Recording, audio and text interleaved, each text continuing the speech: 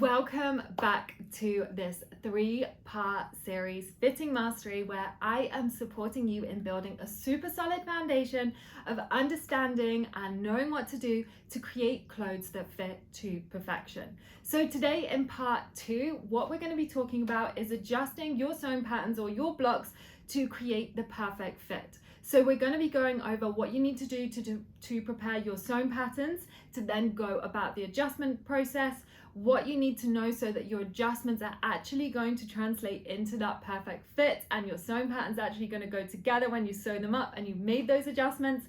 And I'm going to be walking you through three tutorials where I'm going to be sharing with you the 3 most common fit adjustments so you can start really nailing the fit of your clothes. And as always, I don't like things to be a memory test, but a helpful resource. So don't forget to download the free ebook I have created in collaboration with this series so that you don't have to remember everything. It's all there right in front of you. You don't have to find it in the YouTube video. You can just come back, watch it. Super simple, super easy. So you'll find the link to that below and you'll get it in your inbox pretty much straight away once you just add in your email there. Okay, so let's dive straight into adjusting your sewing patterns and your blocks to fit you to perfection. Firstly, we're going to talk about adjusting sewing patterns because when it comes to adjusting blocks, you're going to find these 2 things you need to do to prepare your sewing patterns for the adjustment process is already done with pattern cutting blocks. Because when it comes to pattern cutting blocks, such as these here, these are in half scale, by the way, in case you're thinking they are very small. They are half scale, which means they're half the size of the normal scales ones. It's easier for me to show you. But basically, if you're new to pattern cutting, if you are wanting to go about adjusting your own pattern cutting blocks, these already represent the minimum amount of fabric needed to cover the body, and there's no hem and seam allowance ever included on these. So we don't need to go about doing the processes we would do if it was a shop bought sewing pattern. And also there's no design features of these. These are merely templates to use to then start designing our own sewing patterns.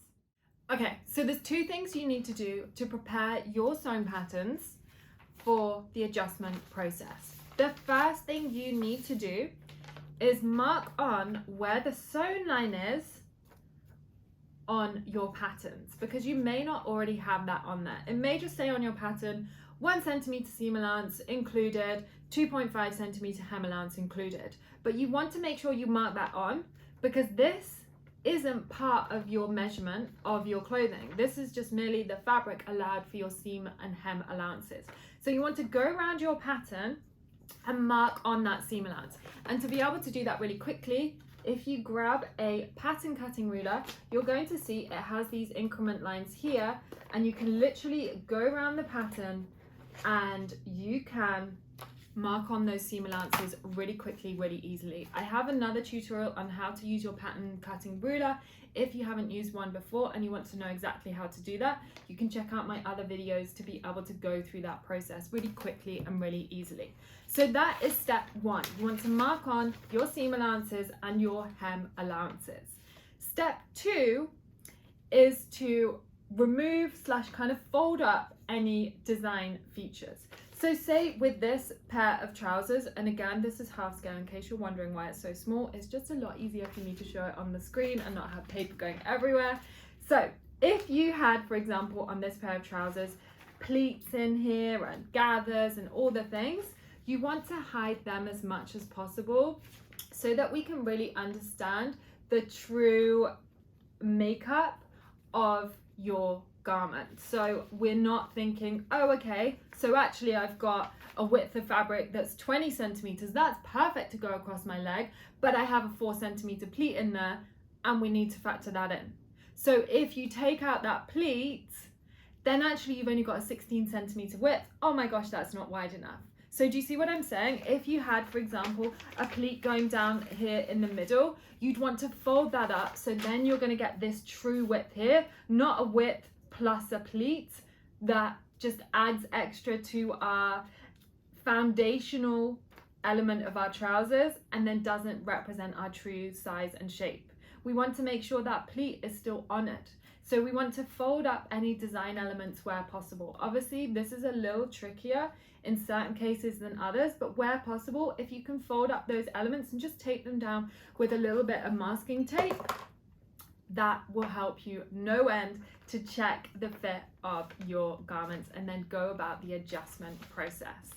Now, there is a way to 10x the speed of all this, because like I say, it can be a little bit tricky to hide those design elements. You've got to go around and work out where all your seam and hem allowances are. And if you're using shop bought sewing patterns all the time, then you're going to find you're going to have to go through this process every single time. Now, one thing I do want to say though is the process does get quicker, because what you'll find is generally you're going to go through the same adjustment processes for each sewn pattern. So if you find you're always doing a full bust adjustment, you're always doing a bottom arm length adjustment, you're always doing a slight waist adjustment, you're going to find you're pretty much always going to be doing those same adjustments. So you're going to get into the rhythm of it. But to speed up the process, and this is why I preach pattern cutting so much, having your own blocks to fit your size and shape and then designing from them speeds up the process 10 times over, if not 100 times over. Because what happens is you are creating, let me get down my blocks here. You are creating your clothes from your own blocks that are already perfected to your size and shape. So that means when I'm using this set of pattern blocks that are created for my body right now, as I'm still currently breastfeeding my baby son Arlo, they are created for that. So I know when I'm creating clothes, then they're pretty much going to fit to perfection first time, if not just need the odd tweak depending on the design. Whereas if I was going about using sewing patterns, I'm going to have to do it every time. I'm going to have to think, I need to go through all these adjustments. I don't have to go through all of these adjustments when I already have my blocks created to my size and shape. So that's why I really, really recommend, if you're finding that you're forever changing shop bought sewing patterns to your size and shape, start playing with the idea of thinking, I could create my own blocks, adjust these to my size and shape, and then start designing my own sewing patterns to work for that. If you'd love to learn all the adjustment processes whilst creating blocks that are going to fit you perfectly, then Fitting Confidence, my 8-week in-depth fitting program, is the place to be.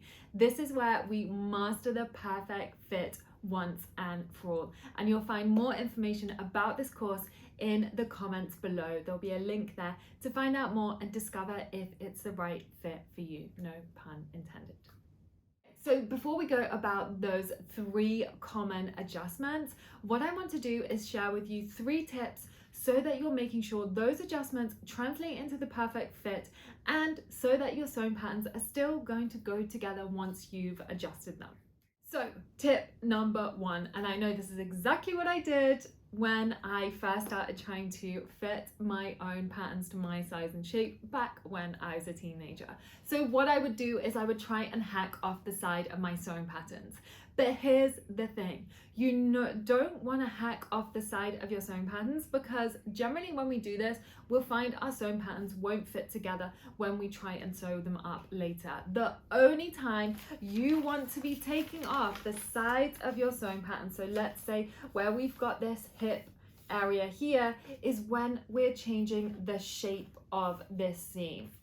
But if we are changing the width of these trousers, or if it was a skirt or anything else, we want to be changing and doing the adjustments within the area of the pattern, not off the side, but in this kind of middle area of the pattern. And depending on what the adjustment is, will depend exactly where you want to be doing it in the middle of this pattern. But the main thing I really want you to take away right now is you're only going to be changing the sides of your patterns if you're changing the shapes of your seams.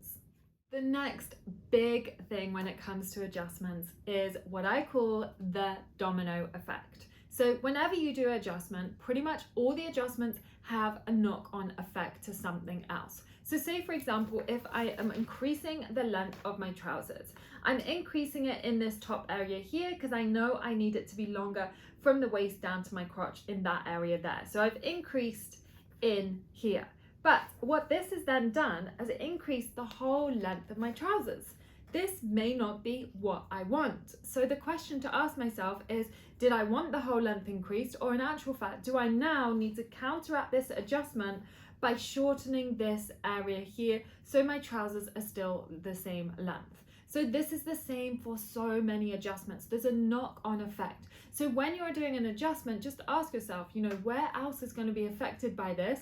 Do I then need to counteract this with another adjustment? And this is why inside Fitting Confidence, I go through all the adjustments in a very specific order, because there is this domino effect and I don't want you to be going around in circles. So you really just need to notice what the domino effect is, because that's going to help you understand the order to do your adjustments in and understand whether you need to counteract any of the effects of the adjustment you have just done as well. So the third and final tip I have for you when you're adjusting your sewing patterns is to do with the grain line. What we want to happen is to make sure our grain line is going up and down the body. Obviously, if you're creating bias cut clothing, then that is the exception to the rule. But in general, our grain line is going to be going up and down the body. If it's on the bias, then we want to make sure that it's always going to be on the bias. So if we're doing fitting adjustments, we want to make sure that as much as our garment as possible is on the grain line.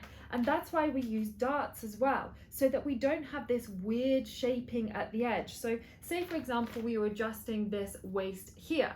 We wouldn't just want to take it all off the edge here if we were making it smaller, because then this line here is going to end up really on the bias. It's going to pull in funny ways, and it's just going to look a bit funny. So what we want to do is take a little bit off the side, and we want to take out of the darts. So we want to take off evenly. So just asking yourself when you're doing these kind of adjustments is my grain line still going to be straight, or am I creating areas in my pattern where things are going to pull in strange ways because my fabric is then ending up on that bias of the bias kind of line on the fabric, so then everything is going to pull in a funny way? If so, can I take out evenly from darts? Can I take out a little bit from the side and then from other areas? We just want to consider that grain line. As promised, I'm going to go over the 3 most common fitting adjustments, and you will then be able to do these at home to adjust your sewing patterns and your blocks to fit your size and shape. So firstly, what I'm going to do is go over a full bust or a small bust adjustment. I'm then going to go over length adjustments, and then thirdly, I'm going to go over waist sizing adjustments. And you're going to find that as we go through these processes, it's going to really bring together everything I've been sharing with you so far, so that you can really understand how to go about adjusting those sewing patterns, those blocks, and those clothes to fit your size and shape. As I said before, the domino effect is real when you're doing fitting adjustments. So we're going to be starting with a bust adjustment, and that's just not because I just thought let's start with a bust adjustment. The reason we are starting with a bust adjustment is because we want to do this before we do a height adjustment and a waist adjustment, because a bust adjustment affects the waist sizing and it also affects the height of your bodice as well. So what you might find happens is you're like, I want my bodice to be longer, but then actually once you've done your full bust adjustment, then you're going to find it's increased and it's where you want it to be. Or maybe you then need to counteract that adjustment and make it smaller.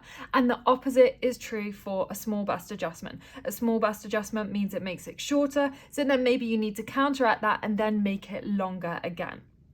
So let's begin with this bust adjustment.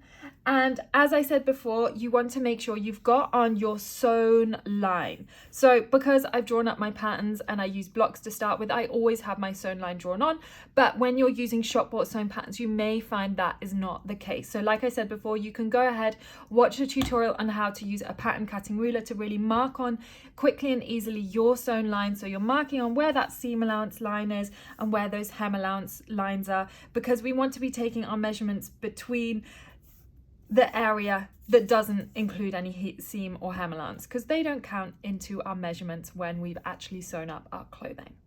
Now, before I start the process, I just want to talk about what is happening during this process.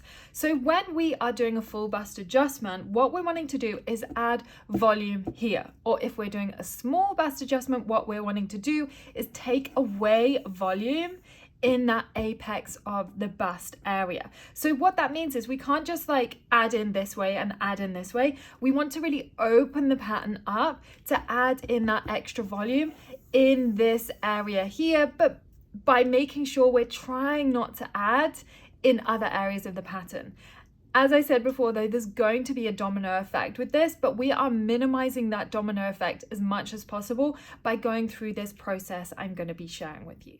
Now, lastly, before we begin the process, we want to, of course, know how much we're going to be increasing or decreasing the bust size by. So that means we need to work out that difference between our sewing pattern or our block and our actual bust size. Now, like I said before, we're not compensating anymore. We're not wearing bigger clothes because we've got a larger bust or smaller clothes because we've got a smaller bust. We are wearing the correct size. So what that means is the back is already going to fit you, or you might need to do the odd tweak because that's how you've chosen your starting size. And now what we're doing is adjusting the front only. We're not taking the full bust measurement.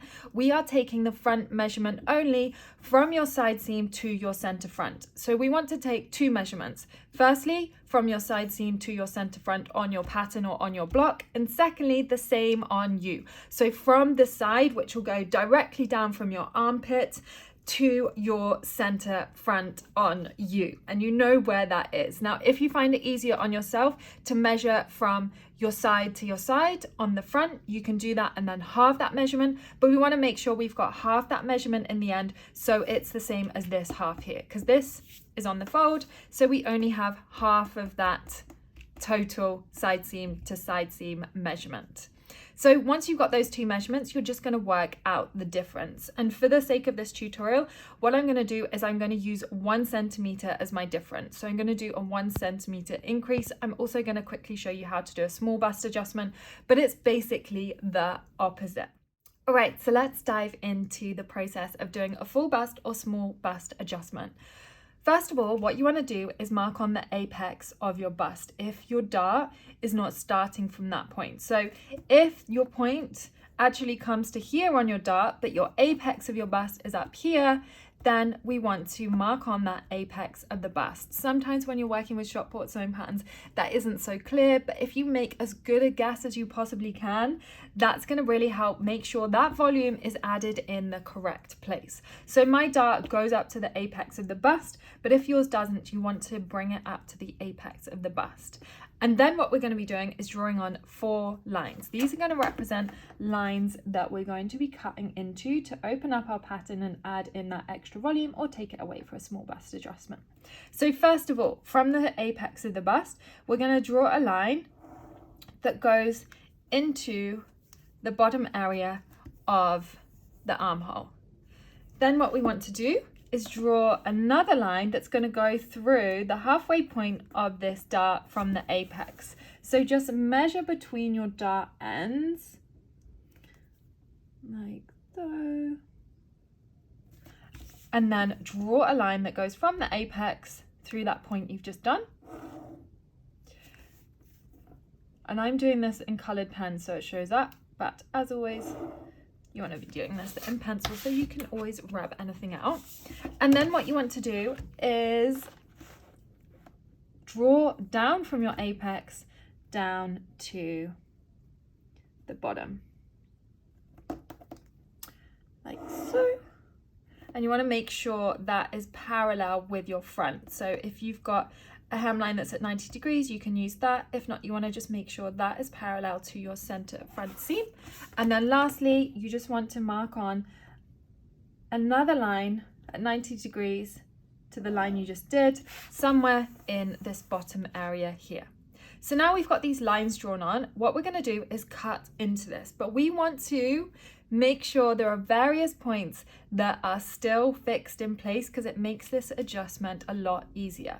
So those points are here and here. Now, as I cut into this, this is going to make a lot more sense. And we want to consider where our seam line is as well. So when we're doing this first one, you want to cut in to the seam line but leave it attached. And then we're going to go the other way as well. So we're going to start at the bottom here.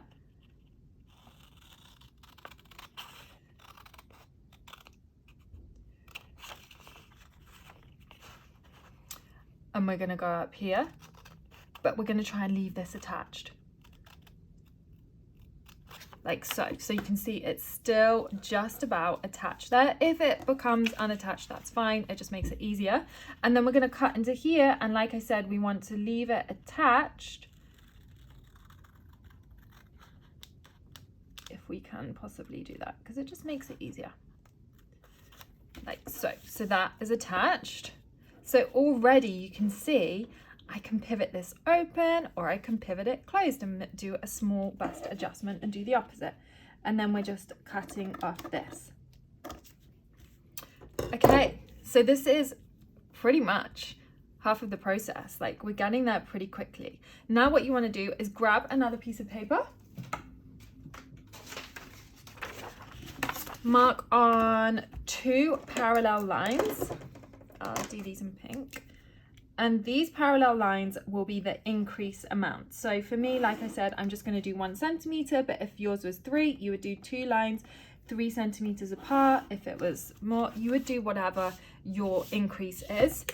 And then also just draw a line along the bottom of this, because this is going to mean that we can line everything up really nicely. So I've made sure, and this is going to help to see this before you start adjusting, I've made sure there's space around so that I have enough paper that this is all going to be stuck down. So this line at the bottom is where you want to have either that bottom where your hemline is, or you can have it where the sewn line is. And then you're going to line this part of the pattern up here. Get some sticky tape. Masking tape, sticky tape, doesn't matter which you're using. I like to use either masking tape or Scotch tape because you can draw on it. So stuck that down. I'm sticking this down at the top. But I'm just letting everything else be free. And then I'm going to pivot this until this sits nicely. I'm not interfering with this. I'm just pivoting this so it sits really nicely. And then this is lining up with that increase line, like so. And then I can stick that down. And then lastly, I get my little extra piece, and that goes here. So as you can see, the length of this is now increased. It's increased by this amount here as well, which is why I say the domino effect is so important to notice, because you might now think, oh wait, I didn't want it to be longer. In which case you might find you need to do an adjustment to counteract that, a length adjustment to counteract that. So we're almost there with this adjustment. Just sticking this down lastly. Now we just want to draw in our new dart, because you can see it's become a lot wider. This is my original dart, which was a lot smaller. We've added in this width here, so it has done that full bust adjustment. Now, just quickly, if you want to do a small bust adjustment, what you're going to do is the opposite, and you're going to find you don't necessarily need a piece of paper to go in here, but you will need a piece of paper just to make sure you stick everything down. But you're going to go the opposite way. So if you're taking, let's say, 0.5 centimeters off, you're going to draw a line 0.5 centimeters parallel to this line here. That's then going to mean this all overlaps. So you're just simply doing the opposite. It's going to overlap rather than open up. Now, what we want to do is just finish off our pattern. So I've just quickly done it, and I'm just going to point to where things are because it's easier for you to see then, because otherwise my hands are all on the top. So firstly, you want to finish your center front line again by just completing this part of the center front here, just joining that back up. And then what you want to do is mark on your new apex of the bust point. And that comes halfway between those parallel lines you marked on, at the same height as the original apex point. So halfway between these parallel lines, so you're just going to work out what half that is. For me, it was 0.5 centimeter, but then mark it on at the same height as the original apex point. And then you're going to mark your new dart in, which is going to join up with the apex points and the original sides of the dart here. And now you can see it is a lot wider than before. We've added in all this extra to before, which means it's going to add in that extra volume and create that nicer, bigger shaping around the bust. Now, if you're doing a small bust adjustment, you're going to find this dart has decreased in size. Now we're gonna talk about length adjustments, and I'm gonna take you through the process to adjust the length of your sewing patterns or your blocks. But like I said before, I have not done these tutorials in a random order. They are done in the order of the domino effect. So like I said before, with a full bust adjustment, a small bust adjustment, that affects the height of your bodice. So what you might find now is you want to decrease this section of the bodice if you've done a full bust adjustment, or increase it if you've done a small bust adjustment, or maybe you find you still want to decrease this. And like I said before in part 1, we want to measure in sections at this point. So if we're finding this area here is too short, we're going to be adding into this part of the pattern or block here. If we're finding this area here from the underarm down is too short or too long, we're going to be adding or taking away in this area of the pattern or block here. And the same goes for trousers. We want to be thinking, okay, where are the bends, where are the joints, where's the movement in my body? So we've got hip line, we've got knee line, we've got the ankle point. So that is where we want to be measuring in between, so that we're making sure we honor our proportions. So it's really helpful to have those reference lines on there. If you don't have those reference lines on there, you can sort of guess where they are, but the more accurate they are, obviously the more accurate the way you adjust the sewing pattern is. But we can make pretty good guesses when it comes to where the knee line is on our sewing pattern, or the hip line, etc., etc. Now let's just delve into the domino effect in full effect here even more. So on this pattern here, I've already made an adjustment, which is I've increased this height here in the top section of the trousers. But on the front, I've not done that yet. I'm going to show you that in a minute so you can get an idea as to how to go about this process. But let's just talk about the part that's already done. So I've increased this length here, but actually what I might find is I wanted my trousers to be the same length as they were before, but I had to increase this bit because it was too short for me. So then what might happen is you increase this bit, but then you end up decreasing this section of the trousers here and taking out of your pattern or your block here. So it doesn't matter if in some cases you're finding you're taking out of one part and adding into another, as long as it works for your proportions. Let me walk you through the process of doing a length adjustment. And it doesn't matter whether you're doing a length adjustment on a pair of trousers, a pair of shorts, a dress, a skirt, a top, whatever it is, the process is the same. So what you want to do first of all is, of course, work out the section you are adding or taking away from. And you're going to want to have those two measurements again, the measurement of your pattern and the measurement of yourself. So if you don't have a hip line marked on your skirt or pair of trousers, what you can do instead is take where the crotch is on yourself, because that's easier to know exactly where that is on yourself and on your sewing pattern. And then you're going to measure this height, you're then going to measure this height to then whatever your other reference line is, if you have it, or to the bottom of the trousers. Use the reference lines you have, and if you don't have them, use the best possible references you do have. So for this one here, you're going to have from where the crotch is to where your waist is, or where your hip line is to where your waist is, if you have that hip reference line. Then what we want to do is add in or take away in this middle part of our pattern. We're going to be adding in evenly, but we want to make sure we're not just adding on the top or the bottom. We always want to be adding into that middle section, because this means we're not changing the length of anything here. We're not messing up our seams. Yes, we are changing the seams slightly here, but we are doing minimal effect to any seams, which means our patterns are much, much more likely to fit together when we actually sew them up. So then what you want to do, so you've drawn on that line where you're going to be cutting. This is going to be your cut line. You then also want to draw on a little reference line that goes at 90 degrees to that. So you can see I already marked that on there. That just means you are not shifting your pattern as you are making the adjustment, like so. And then we're going to cut along that line.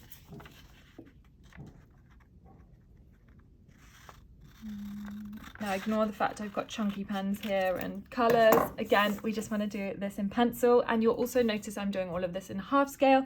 That is so it fits on the screen really easily, and I'm not like having millions of pieces of paper around. It's a lot easier for me to show it to you in half scale. So we've opened this up. Now what we're going to be doing here is adding a piece of paper there's going to be the difference of what we want to add into this height here. Now, obviously, if you're going the other way and decreasing your height, you're going to overlap. If you're increasing, you're going to go this way. I'm going to show you an increase because it's easier for you to see the process because you can't see through well, so through the paper on the camera. But if you were doing a decrease, you're going to overlap this, the amount you want to take out at this point. So then, as always, we want to mark on our parallel lines the amount we want to add in. Now, I'm pretty sure I added in 1 centimeter before. Yeah, so we're just doing 1 centimeter again for illustrative purposes. And then we want to mark on that vertical reference line so we can make sure we line up our pattern properly.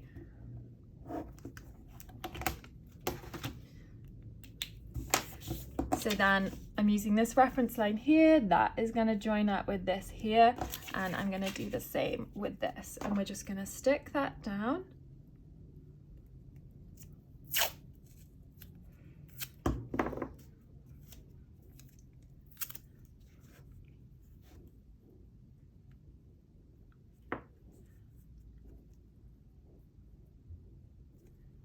There we go. And then I'm going to stick that down here. Just going to cut off the excess tape. Okay, perfect. Now what we want to do is we want to just blend in our seam lines again. And we don't want it to be super chunky. We just want to blend them in really, really nicely and make as minimal changes as possible so that these seam lines are going to fit together really nicely. So I just take in between these 2 points. So if I'm going to draw it bigger so you can see. So imagine I've got one line like this and another one over like this. This represents this line here. This represents this line here.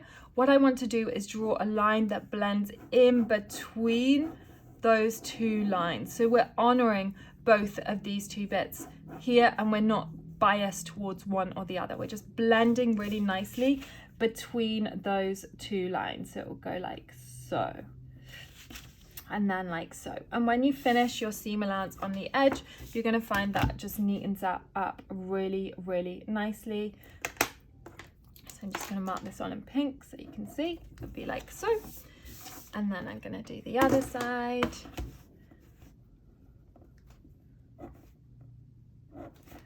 Like so, and then I have that adjustment completed. And like I said before, if you find now you're like, nope, my trousers are now too long in another bit, or I need to adjust another bit, you can go through the exact same process to adjust the length in another area of your pattern. I just want to mention one thing before we move on to the next adjustment, and that is that you want to make sure when you're doing this, you are doing the same front and back, so then your seams are going to match up. You want to do that same front and back. Remember, this is a length adjustment, that this isn't like a full bum adjustment or something like that. This is a length adjustment, so we want to make sure we do the same front and back so everything is going to match up really nicely when we sew everything together.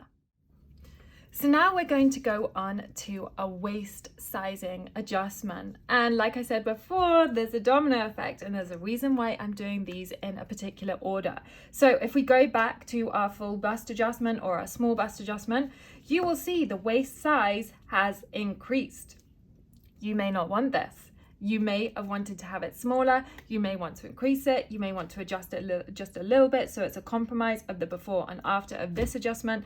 So we want to make sure, again, that we're doing our full bust adjustment first before we're doing any waist adjustments on our top patterns. Obviously, doesn't matter for our patterns at the bottom, but when we're doing our top shirts, the top of a dress, we want to make sure we're doing any bust adjustments first before we go about doing waist adjustments.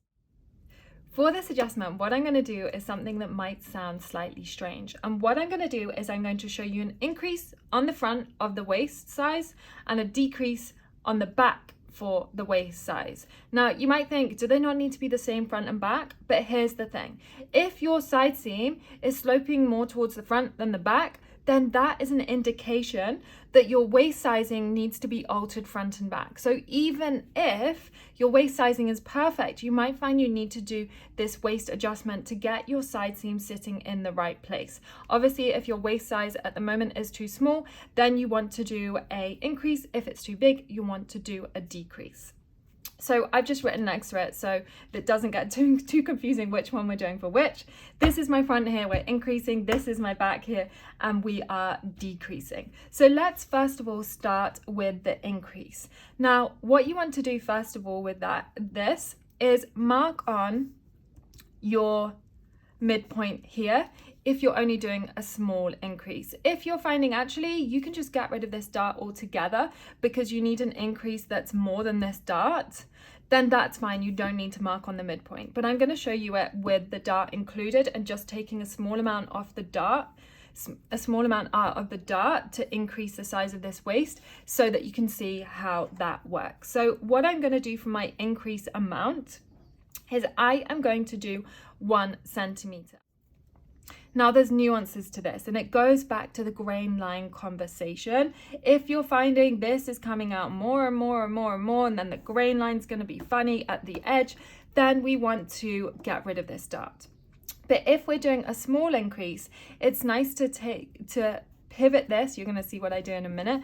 Pivot this out a bit and reduce this dart size a little bit. So that's what I'm going to do now. I'm going to take off 0.5 centimeters from this dart, and I'm going to open this up 0.5 centimeters to honor that increase.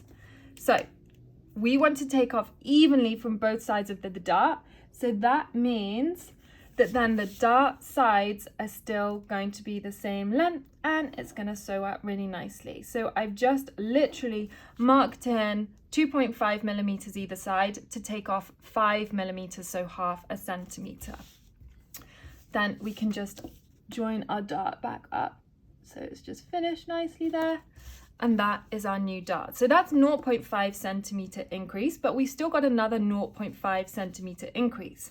Now, to make sure we don't mess up this side seam, because as I say, when we start taking off and hacking off sides, then that's where things go wrong. What you want to do is draw on a cut line. So we're just going to draw on that cut line, which wants to come near the hip area. So it doesn't want to start too high up going like this. It wants to be near the hip area. And you're going to see what I mean as I go through this. It's easier for you to see than me to explain talking it through with 500 million words. So we want to snip into that seam allowance area like so, and we're leaving attached like I did with the bust adjustment. You want to leave this attached, and then we're simply going to pivot this open so that this length here, so we leave it closed to start with, measure this length. So for me, 2.6 centimeters. I want it to go to 3.1 centimeters. So move your ruler to the 3.1 and then open this up, pivoting it open so it's nice and flat, so that you then get to that 3.1. And the reason why I measure it from here to here and I'm not just marking in 0.5 here is because we're going to have a bit of a clunky seam line otherwise. So we want to just blend this back in like I did with the previous adjustment.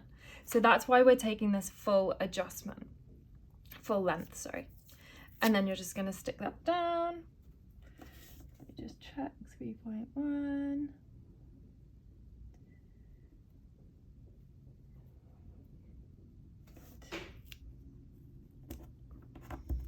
And then you're just going to join up that new stitch line.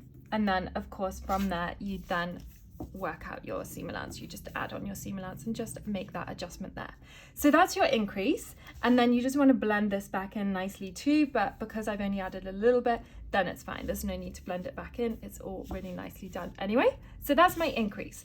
Okay, so for the back, I've quickly decreased the waist measurement, and let me just walk through that process so that you can see exactly the difference between the increase and the decrease so that you can do this yourself. So rather than decreasing the size of the darts, what I've done is increase the size of the darts and then join them back up to where they end at the bottom here.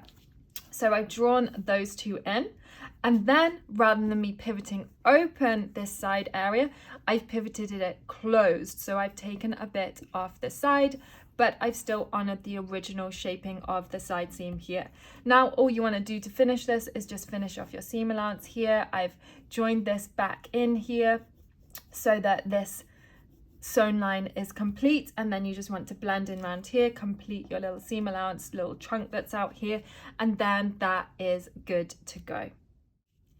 Even by doing these 3 adjustments, you're going to find you are honoring the proportions, the size and the shape of your body so much more, and your clothes are going to fit so much better. Now, I wish I could say those are the 3 adjustments you need to know and that's it, but there are so many more you need to know to make sure your clothes are going to fit to perfection. And that's what I go over inside Fitting Confidence. We go over those sway back adjustments. We go over those balance adjustments. We go over shoulder length adjustments, shoulder slope adjustments, all those other adjustments you need to know so that your clothes are going to fit to perfection. But on top of that, like I said before, measuring alone and adjusting alone is not going to translate into the perfect fit. So we need to now test the fit of our patterns with twirls. So what we're going to be doing in part 3 is I'm going to be sharing with you the key tips you need to know to make sure you're testing the fit properly, and then what to look for when you are going about testing that fit, so you understand where things are going wrong, and then you can then go ahead and correct the fit to create those clothes that fit so well you don't want to take them off.